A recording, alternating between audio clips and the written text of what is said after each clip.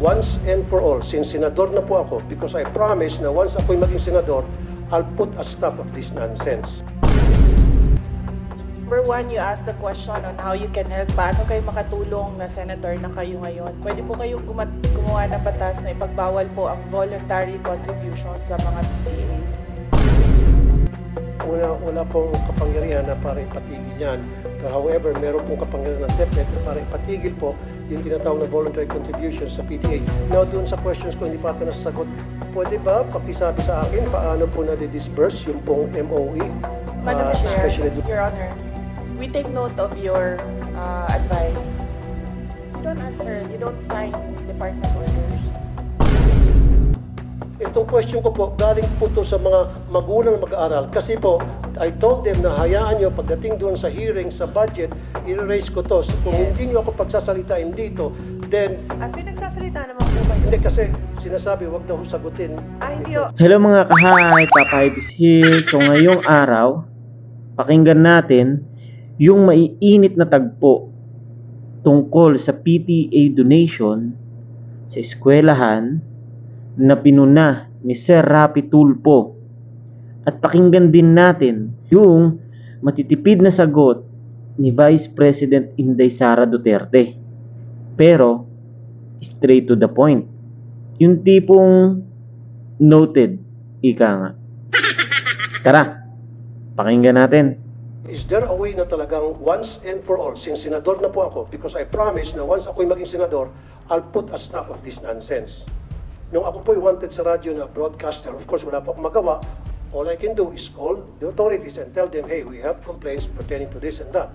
Now that I'm senator and they elected and voted me para mabigyan solusyon ng problema ito na mga magulang mag-aral, I have to do something to put a stop to these problems once and for all. Can you guys promise me na mainto na to para ako po'y maging supporter ng inyong budget at hindi ko po kontrahin. Humingi kayo ng 1 trillion pesos for all I care.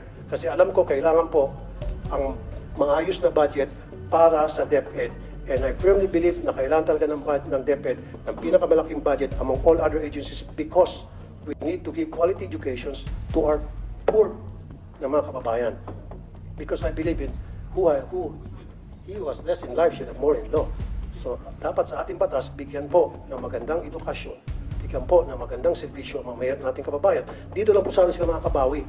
And I agree, dapat pabawiin natin sila sa pamamagitan ng pagbigay ng quality education. Pero how can we give these students quality of education kung kulang-kulang?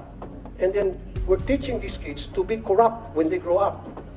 How and why? Because they know and they knew na yung paghihingi sa kanilang contribution ay pangingikil. Sir, So pag lumaki po itong mga estudyante, makikita nila na okay lang pala yung mangikil kasi si teacher nangikil sa amin. So paglaki nila, there's a possibility na baka mangikil sila. number one, you asked the question on how you can help. Paano kayo makatulong na senator na kayo ngayon? Pwede po kayong gumawa ng batas na ipagbawal po ang voluntary contribution sa mga PTAs. And then, pwede po nating i-implement yan. May penalties po yung teacher or parent na mag-insist na merong voluntary contribution.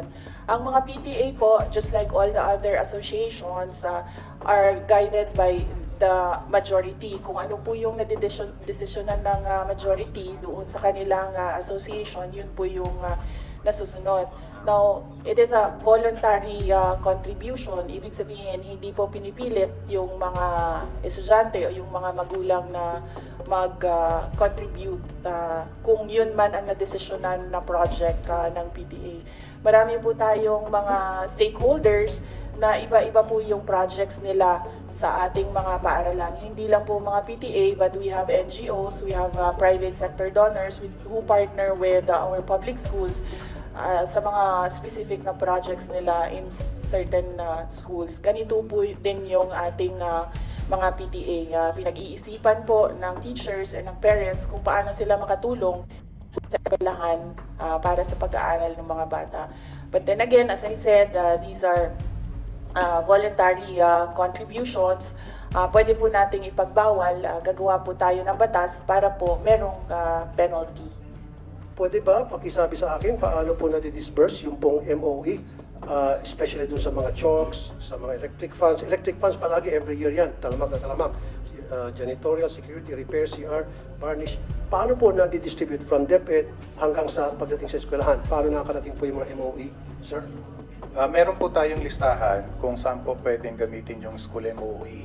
At yung sinasabi niyo pong chalk allowance, meron pong cash allowance ang mga teachers. At ito ay taon-taon na ibinibigay sa mga teachers. Kaya hindi po tama na mag-demand ang PTA na magsusolicit ng contribution from the members of the PTA para mabigyan ng chalk allowance ang mga teachers because meron ng panukala sa both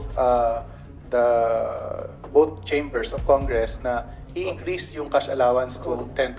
Good. Kasi sir, katulad yan, aside from chalk, floor wax, pintura, varnish, alam mo kasi sa LGU, meron pong atang allocated na 1% from the real property tax ata.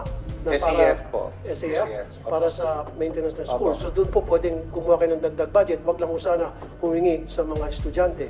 Kasi nga talaga sir, every single year, palagi pong kasama doon sa paghingi ng contribution ng electric fan.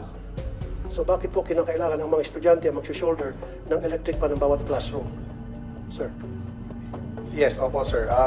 Magkakaroon po kami ng, maglalabas kami ng memorandum and directive to all our schools. Yusek Escobedo. Yes, VP, go ahead. Yes, Madam Go ahead, Chair, Your Honor, we take note of your advice. You don't answer, you don't sign department orders. We take note of your comments, Your Honor. Thank you, but Your Honor, they must answer these questions because itong question ko po, galing po to sa mga magulang mag-aaral. Kasi po, I told them na hayaan nyo, pagdating doon sa hearing, sa budget, i-raise ko to. Kung Yes. hindi nyo ako pagsasalitain dito, then, At pinagsasalita naman po kayo. hindi kasi sinasabi, huwag daw sagutin. Hindi, the VP would like to be the one to answer the Okay, question. thank you. That's my understanding. I'm just Thank you, moderating Madam. for everybody. Like I said- The VP wanted to answer instead of her Yusek. Like I said, supporter po ako. Hindi ko po questionin yung budget. Ayaw pong bawasan. In fact, I'd like to put it on record. Kung dadagdagan pa yung budget ng DepEd, I will support. Kaya lang, kailangan ko lang po ng mga kasagutan sa ilang katanungan ng mga magulang na mag-aaral. I don't have anything against. In fact, confidential fund na marami nag-question, I don't give a heck about that. Walang pakialam dyan. Ang pakialam ko talaga, yung hinahin ng mga magulang. Yun na po talaga. So, paki-answer lang po.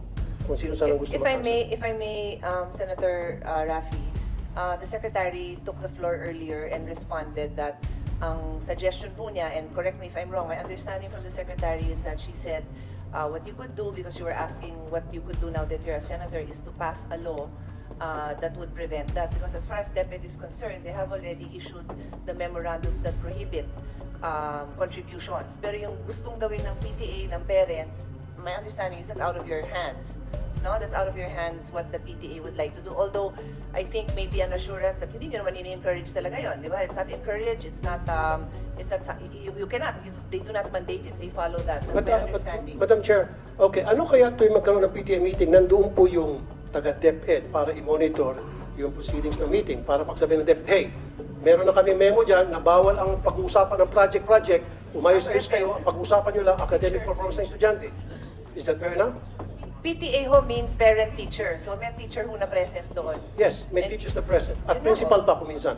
Kaya nga, sinasabi ko lamang po, meron dapat nagmamonitor kasi hindi po nasusunod. Kuminsan, like I said, yung kay Armin Luis noon, nasunod yun for ilang months. After several months, bumalik ulit. Kaya ang suggestion ko ngayon, pag may PTA meeting, meron pong taga-DepEd na nagmamonitor ng meeting nila to make sure na nasusunod kung anong nakalagay sa Baka sir, memorandum order. you could give them the specific complaints that you received so that they can particularly go to those schools and find out if there were any violations and find out if there was conduct unbecoming of a parent, of a teacher that should be addressed.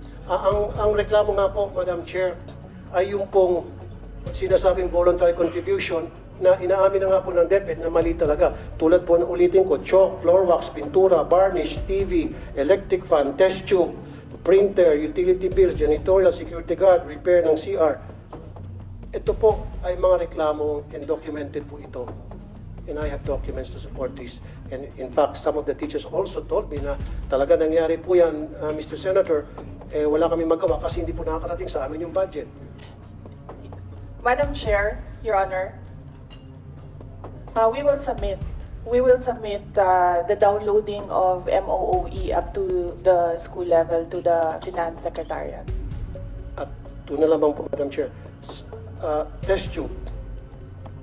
Hinihingi din po kasama rin po yung Pwede test bang tube. submit natin? Kasi sir, I've reminded everyone who's Last the na naman other po, Madam time. Chair. Last na naman. Sige. Test tube. Alam ko meron natang 500 billion na budget for the test tube. Parang every year, bilyonis ang naalat para sa test tube. Kasi marami rin po ako mga magulang nagreklamo, pinapakontribute para sa test tube, laboratory test tubes.